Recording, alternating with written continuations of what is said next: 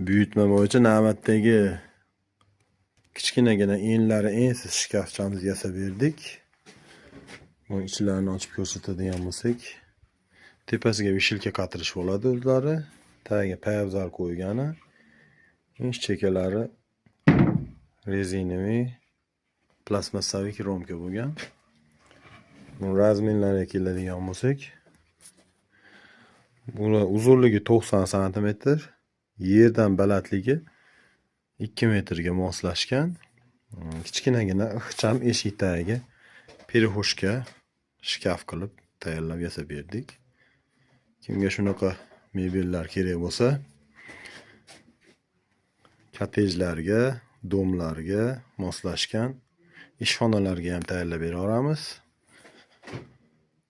Podpiska, like bosishni unutmanglar.